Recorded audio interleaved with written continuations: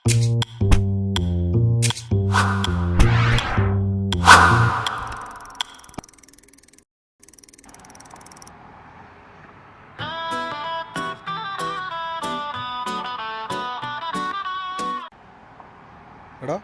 നീ നാട്ടിൽ പോണ്ടോ? പോണം, പോകാണ്ടിരിക്കാൻ പറ്റില്ലല്ലോ. ഓണൊക്കെയല്ലേ.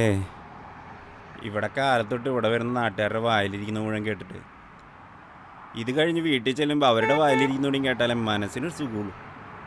ആ പിന്നെ കയ്യിലഞ്ചിൻ്റെ പൈസ ഇല്ല എന്നുള്ളതാണ് ഒരു സമാധാനം. അപ്പോൾ നീ പോണ്ടെന്ന് ഉറപ്പിച്ചൂലേ? എന്തായാലും 2 ദിവസം മുടക്കല്ലേ? നീ ഷെയർ ഇടാണെങ്കിൽ നല്ല അടിപൊളി ഒരു ബ്രാൻഡ് സാധനം വാങ്ങി അടിക്കാനുള്ള ഒരു പ്ലാനിങ്ങിലേന്ന് ഞാൻ. എൻ്റെ പൊന്നു ബ്രോ, ഓണക്കാലത്തെ മദ്യത്തിന് വില കൂടുന്നത് വിഷുവിന് വിടുന്ന റോക്കറ്റ് പോലെയാ.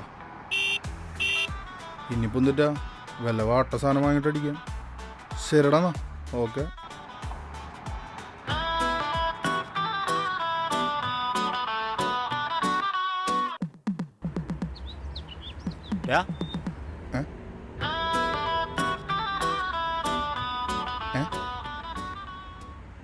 എന്താ ചിരിക്കുന്നു?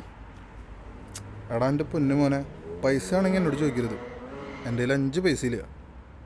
ഓണത്തിന് ലോക്കൽ മദ്യം അടിക്കണ ഒരു പാവം മലയാളീനെ ഞാനും.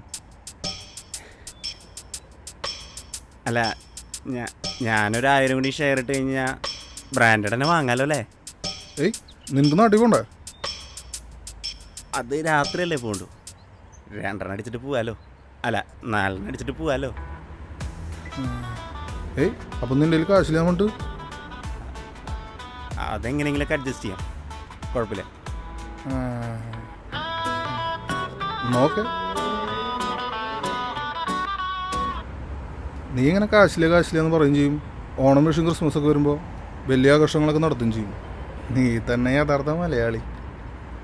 എടാ, എത്രയൊക്കെ കാശില്ല എന്ന് പറഞ്ഞാലും അവസാനം ബ്യൂറേജിൻ്റെ കണക്കെടുക്കുമ്പോൾ നമ്മൾ തന്നെയല്ലേ മുന്നിൽ. ആ, ശരിയാ. നമ്മുടെയൊക്കെ സാമ്പത്തിക ശാസ്ത്രടാ ലോകത്തിലെ പഠന വിഷയമാക്കേണ്ട വലിയൊരു കാര്യം.